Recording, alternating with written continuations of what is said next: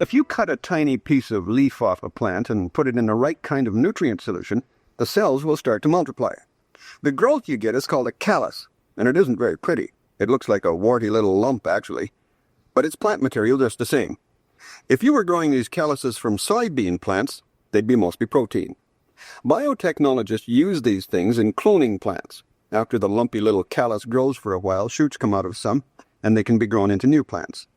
Now imagine for a minute that instead of having just a laboratory for growing these calluses in, you made a large-scale operation, and then used the calluses you grew for livestock and fish feed. It might work something like this. You'd have this long conveyor belt moving very slowly from one end of a factory to the other. On the front end, you'd put tiny snips of soybean tissue. As the conveyor moved slowly along, the little pieces of tissue would be dosed with nutrients and hormones and bombarded with light. They'd start to multiply, and by the time they rolled off the belt on the other end, they'd be hundreds of times bigger. Then they'd be simply collected and made into protein-rich soybean meal. Tons of this stuff could be made every day without the need for soil, sunshine, or even seeds. In fact, only a few plants would be needed to supply the snips of material to start with.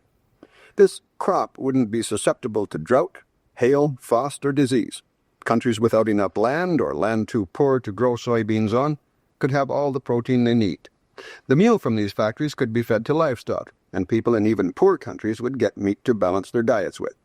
Food processing technology is so sophisticated now, the meal could even be transformed into meat substitutes that even North American consumers would find acceptable.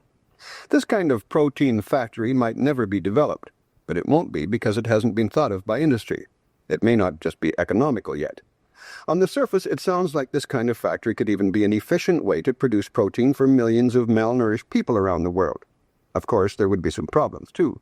The process is highly technical, so couldn't be run by small local companies. That would leave control of food production even more tightly in the hands of large foreign corporations.